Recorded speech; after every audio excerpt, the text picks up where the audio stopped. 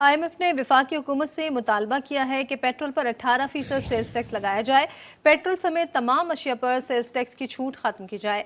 आलमी मालियाती फंड ने मुतालबा किया है कि वफाकी हुकूमत पेट्रोल पर 60 रुपये लेवी के साथ सेल्स टैक्स भी लगाए। सेल्स टैक्स की छूट खत्म करके टैक्स आमदनी बढ़ जाएगी। बाद जो है वो 1.1 बिलियन मिल जाएगा, 3 बिलियन मिल गया, उसका हमें क्या फ़ायदा हुआ?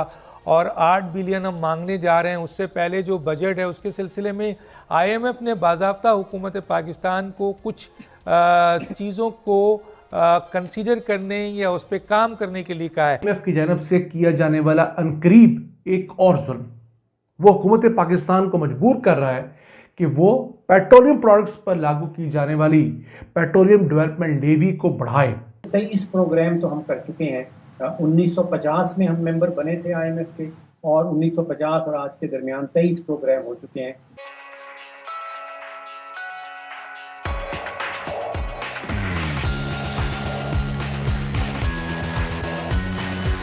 और इससे मजीद खरबों रुपए अवाम से वसूल करें।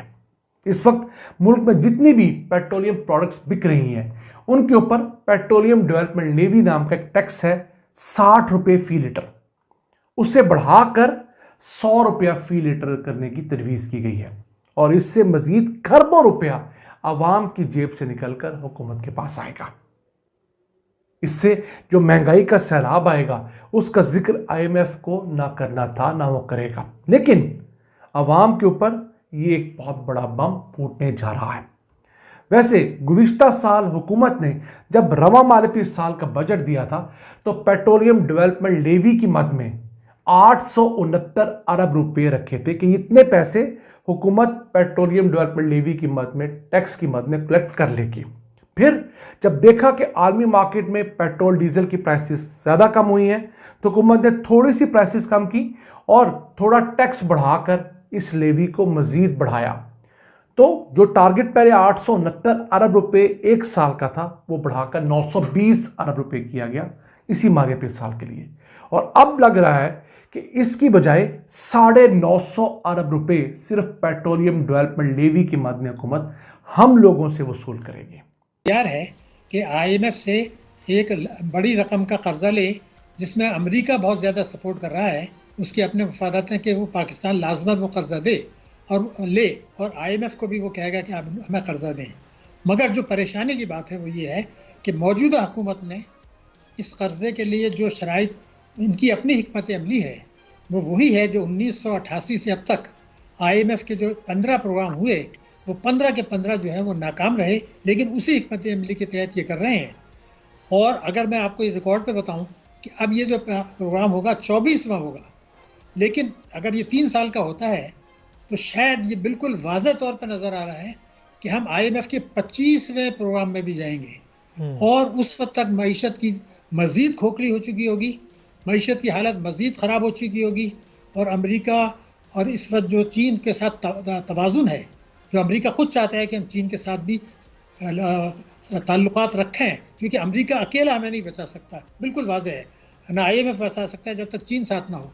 अब वो इंतज़ार इसमें है कि मईशत को मज़ीद खोखली कर दें ताकि चंद बरसों के बाद हालत ऐसी हो जाए कि हमें कोई भी ना बचा सके। सर क्लियर कीजिएगा, आईएमएफ के इमदाद से हमारी मईशत खोखली होती है या हमारी मईशत को इस्तेहकाम होता है?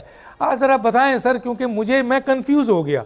एक तरफ हम आईएमएफ से पैसा मांग रहे हैं अपनी मईशत को इस्तेहकाम करने के लिए, आप कह रहे हैं कि अगर ये 2025 में भी जाना पड़ेगा और मज़ीद खोखली होगी, और ये चाहते हैं कि खोखली हो जाए। ज़रा बताएं सर। डॉक्टर साहब, बात यह है कि अगर मैंने ये कहा कि 23 प्रोग्राम हो चुके हैं, अगर वो कामयाब होते तो ये बार बार क्यों होते हैं? हमें खुद सोचे ना। 1994 के बाद इंडिया नहीं गया, 2011 के बाद अब गया है बांग्लादेश। हम जो हर 2.5 साल के बाद जाते हैं, ये एक हिकमत अमली का हिस्सा है। और ये मैं आपको रिकॉर्ड पर बता रहा हूँ कि इस जो आईएमएफ का ये बात है कि इस्तेहकाम पहले, मईशत की शरह नमू बाद में, ये पॉलिसी नाकाम हो चुकी है। और 2005 में मैंने किताब लिखी थी पूरी दस्तावेज के साथ, उसका नाम था economic growth and stabilisation, myth और रियलिटी। ये धोखा है। अगर इस्तेहकाम हो चुका होता तो फिर ये हालत ही क्यों आती? अगर आप देखें कि 2093 के बाद से हर हुकूमत ने कहा कि हम तबाह हो गई, बर्बाद हो गए, हम जो है आईएमएफ के पास जाएंगे और फिर जो है वो अवाम से कुर्बानी लेंगे, वही आज कह रहे हैं और वही 5 साल के बाद करें। इस्तेहकाम कभी नहीं हुआ। लेकिन सर यहाँ हुज्जत करने दें शाहिद साहब। देखिए, अगर वो कहते हैं कि आप अपने सर्कुलर डेट नहीं बढ़ाएं, तो सर्कुलर डेट नहीं बढ़ाने के लिए वो आपको मजबूर तो नहीं करते हैं, क्योंकि 2 तरीके से सर्कुलर डेट को कंट्रोल किया जा सकता है। एक, आप नर्ख बढ़ाएं, या आप चोरी जो हो रही है उससे आप अपना करें, या उन रिसोर्सेज को इस्तेमाल करें जिसमें बिजली पैदा करने के पास आपकी सलाहियत है और उसमें बहुत कम पैसों में आप जो है वो बिजली वो करेंगे। तो वो तो ये बताते हैं। और दूसरा ये कि वो ये भी कहते हैं कि अखराजात कम करें। अखराजात कम करने के लिए वो ये कहते हैं, जैसे ये भी कहा उन्होंने कि आप बजट को कंट्रोल करें, तो उसके सिलसिले में टैक्स नेट बढ़ाएं, मसलन ज़राअत के इनकम पे बढ़ाएं, रियल इस्टेट पे बढ़ाएं, परचून पे बढ़ाएं। इसी तरह आप इन चीज़ों पे जब आप टैक्स लगाएंगे, अशराफिया पे लगाएंगे, तो IMF तो आपको डायरेक्शन देता है। अगर हुकूमत ये नहीं करती है तो गोया IMF हमें मुआशी तबाही की तरफ ले जा रही है या हुकूमत ले जा रही है? डॉक्टर साहब, इन दोनों में मुकम्मल गठजोड़ है। अच्छा, मौजूदा हुकूमत, साबका हुकूमत, ये मैं बात क्यों कह रहा हूँ, ये जरूर वो ये बातें कर रहे हैं, लेकिन क्या ये हकीकत नहीं है? अल्टीमेटली IMF अब ये कह रहा है कि आप पेट्रोलियम लेवी यानी भत्ते को 60 रुपए से 100 रुपए पे ले जाएं, GST बढ़ा दें। सवाल ये है कि ये मुझे सख्त एतराज़ है इस बात के ऊपर कि आप ये कहते हैं कि जी रिटेल सेक्टर को आप टैक्स के दायरे में लाएं, एग्रीकल्चर में लाएं। ये सब अपने आप को धोखा देने वाली बात है। जो मैं कहता हूँ और जो तमाम पार्टियों के मंशूर कहते हैं वो तो कुछ और है।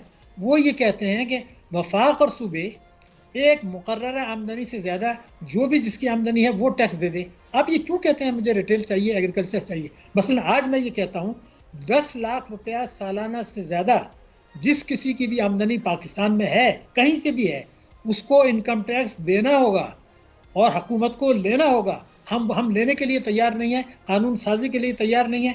गठजोड़ यही है कि ये तो हम नहीं करेंगे। अगर मैं आपको ज़राअत का बता दूं, और ये बातें 95-96 में भी यही बातें हुआ करती थी और उनके नताइज आपके सामने। अब मामला ये है कि अप्रैल, मई और जून जो अगले 3 महीने हैं, उसमें स्टेट बैंक ने कोई 4.5 अरब डॉलर की अदायगियाँ करनी। और अगर अगले 12 महीनों का देख लें, साल भर का देख लें, तो पाकिस्तान की जो हम कहते हैं एक्सटर्नल फाइनेंसिंग रिक्वायरमेंट, जो हुकूमत पाकिस्तान को डॉलर दरकार होंगे, वो 25 अरब डॉलर है। और अगर आप खजाने की देखते हैं तो स्टेट बैंक के पास कोई 8 अरब डॉलर पड़े हैं।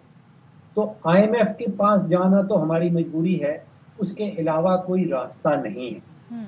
अब IMF ये कहता है कि अगर आपकी हुकूमत की आमदन जो है वो अखराजात से कम है तो आप उसको बैलेंस करें।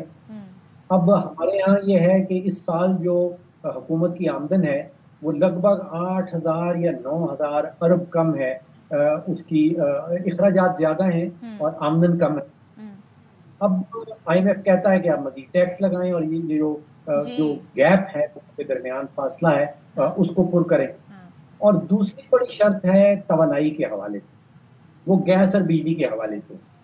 अब बिजली के सेक्टर के अंदर आपको पता है कि हमारा गर्दिशी कर्जा जो है वो कहीं 3,000 अरब पे पहुंच गया है। अब IMF यकीन कीजिए कहीं भी पाकिस्तान की हुकूमत को ये नहीं कहता कि आप बिजली के रेट बढ़ा दें। ठीक है। उसकी